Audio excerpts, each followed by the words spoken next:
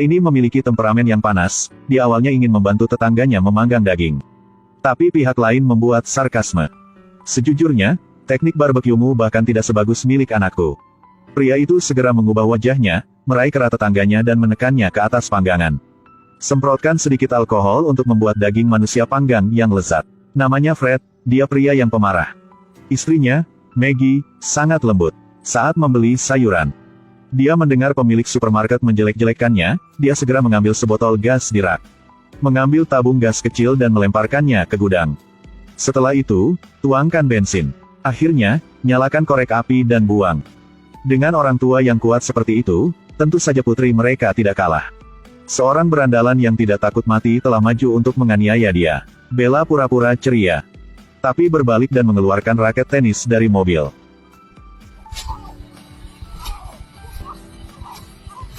Bella memukul sampai raket tenis pecah sebelum dia berhenti. Adik laki-lakinya, Warren, dipukuli pada hari pertama pindah sekolah, tapi jangan berpikir dia pengganggu yang mudah. Warren pertama-tama menyelidiki junior si pengganggu. Setelah itu, gunakan bahan untuk menyuap mereka semua. Setelah menyiapkan semuanya, gunakan teman yang lembut sebagai umpan. Ketika si penindas hendak memukul pria pemalu itu lagi, Warren mengambil timnya yang baru terbentuk dan mulai melakukan serangan balik. Pada akhirnya, dia menjadi bos sekolah baru. Setelah kembali ke rumah, Fred bertanya kepada mereka bahwa, bagaimana hari pertama pindah rumah? Sangat bagus. Baiklah kalau begitu. Bahwa seluruh keluarga mereka bisa begitu kejam, itu semua karena identitas unik Fred. Dia awalnya bos mafia Amerika, kejam tapi sangat pintar. Bahkan FBI harus mewaspadainya. Tapi ini menimbulkan kecurigaan bos gangster lain. Taipan itu mengirim seseorang untuk membunuh keluarga Fred. Demi keselamatan keluarga, Fred memilih bekerja sama dengan polisi. Sangat cepat, mereka dapat memasukkan bos ke penjara, tetapi bosnya meskipun dia di penjara. Tapi dia masih mengendalikan fraksinya. Dia menghabiskan $20 juta untuk membeli nyawa 4 Freds. Karena untuk menghindari kejaran musuh, keluarga mereka harus pindah rumah setiap 3 bulan. Untungnya, FBI juga diam-diam melindungi mereka. Namun, pembunuhnya belum muncul. Fred dikecewakan oleh seorang tukang ledeng. Hari itu, karena air keran di rumah keruh, Fred memanggil tukang ledeng untuk datang dan memperbaiki tukang ledeng. Mekanik mengatakan itu akan datang dalam 5 menit, tetapi dia membuat Fred menunggu selama 50 menit. Fred akan membiarkan ini pergi, tetapi setelah memasuki rumah, tukang ledeng membuat permintaan yang keterlaluan. Fred hanya ingin memperbaiki pipa di rumah, tetapi tukang ledeng melihat Fred sebagai orang idiot. Dia bilang dia harus mengganti semua pipa di rumah seharga $2 juta. Fred tidak banyak bicara, langsung mengeluarkan tongkat baseball di rumah. Bahkan tongkat bisbol patah menjadi 2. Fred terus mendapatkan gergaji besi dan palu. Tukang ledeng kemudian dibawa ke rumah sakit. Fred memberitahu dokter bahwa dia jatuh di jalan. Bisakah dia jatuh dan mematahkan lebih dari 20 tulang rusuk saat berjalan normal? Aku tidak tahu, aku bukan seorang dokter. Apapun masalahnya, masalah air bersih keruh di rumah tetap perlu diselesaikan dengan cepat. Fred pergi ke pabrik air bersih, membawa masalah ini ke manajer. Tetapi manajer tidak hanya menjawab omong kosong, tetapi juga menyuruh Fred untuk pergi membeli tangki air di pabrik. Manajer kemudian diikat dengan tali oleh Fred dan diseret 5 km. Pada titik ini, manajer baru dengan jujur mengatakan kepada Fred, matikan saja pompa air nomor 3. Setelah itu, Fred pergi ke pabrik lagi. Tapi jangan berpikir dia datang ke rumah untuk mematikan pompa air, hanya untuk melihat Fred mengeluarkan bom waktu. Setelah mengatur waktu, dia dengan cepat pergi. Hari berikutnya seharusnya menjadi hari yang damai. Tak disangka, anak Fred karena untuk menyelesaikan pekerjaan rumah yang diberikan oleh guru, menulis pengalaman mafia Fred di jurnal sekolah. Dan majalah ini sudah bertebaran di mana-mana, akhirnya sampai ke bos gangster yang ada di penjara. Dia tahu alamat rumah Fred, jadi dia segera mengumumkan hadiah $20 juta untuk siapapun yang membunuh seluruh keluarga Fred. Tanpa Fred mengetahui bahaya yang akan datang. Bahkan dengan FBI yang bertugas melindunginya saat pergi ke bioskop. Namun, Warren di stasiun kereta melihat sekelompok orang berpakaian hitam. Begitu dia melihatnya, dia menyadari bahwa pembunuh ini akan masuk ke rumahnya.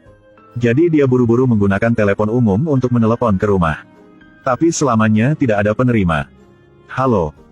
Maggie tidak mengangkat telepon. Pembunuhnya belum datang. Bella berdiri di atap lagi. Hanya karena dia dibuang oleh bajingan, dia ingin bunuh diri dengan melompat dari gedung. Tapi tiba-tiba, dia melihat di bawah mobil yang mencurigakan berhenti di depan kantor polisi. Massa memasuki kantor polisi dan langsung melepaskan tembakan. Seorang pembunuh yang sangat cepat menemukan lokasi Fred.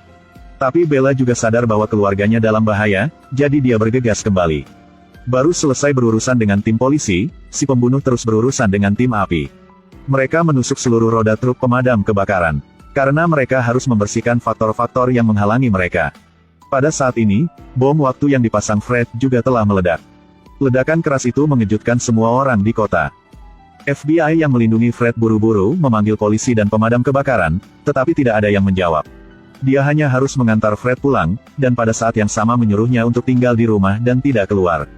Namun, ketika Fred masuk ke dalam rumah dan tidak melihat istrinya, dia menyalakan keran, dan benar saja, air berangsur-angsur menjadi jernih kembali. Dan sekarang, Maggie baru saja menyelesaikan yoga di rumah FBI untuk melindunginya. Hendak pulang, tetapi begitu Maggie keluar dari pintu, dia melihat para pembunuh. Maggie bergegas kembali ke rumah FBI, dan dengan gemetar melaporkan situasinya ke FBI. Namun, kali ini seorang pembunuh mengambil roket. Maggie berteriak ketakutan, dan Fred merangkak keluar dari puing-puing dengan wajah bingung. Dua rekan FBI dipanggil untuk mengangkat senjata dan bergerak maju untuk melindungi Maggie. Tanpa diduga, pembunuh di luar pintu menembak dan menembak mati. Pembunuhnya dengan cepat menemukan Maggie.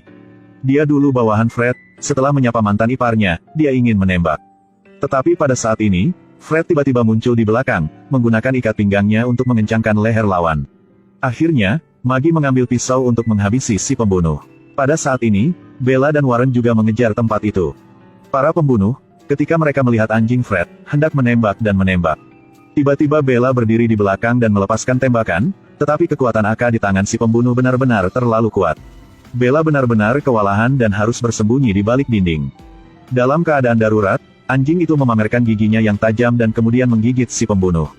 Bella mengambil kesempatan untuk melepaskan tembakan dan melarikan diri. Pembunuhnya berlari keluar setelah mendengar suara tembakan. Segera bertemu Warren dengan dua senjata, muncul dan menembaknya sampai mati. Pembunuh lain juga berlari, Warren bergegas masuk ke mobil. Melihat si pembunuh dengan pisau mengejar. Warren menarik pelatuk dan menembaknya. Bella mengangkat adiknya untuk pergi. Namun, saat ini masih ada pembunuh belum mati. Untungnya, pistolnya kehabisan amunisi. Bella melihat itu dan langsung kabur. Pembunuh itu juga mengejarnya, tetapi sebuah mobil tiba-tiba bergegas untuk menjatuhkannya. Ternyata kawan FBI yang bertugas melindungi Fred. Pengejaran akhirnya berakhir. Di akhir film, keluarga Fred memulai pelarian baru. Film hari ini berakhir. Terima kasih telah menonton.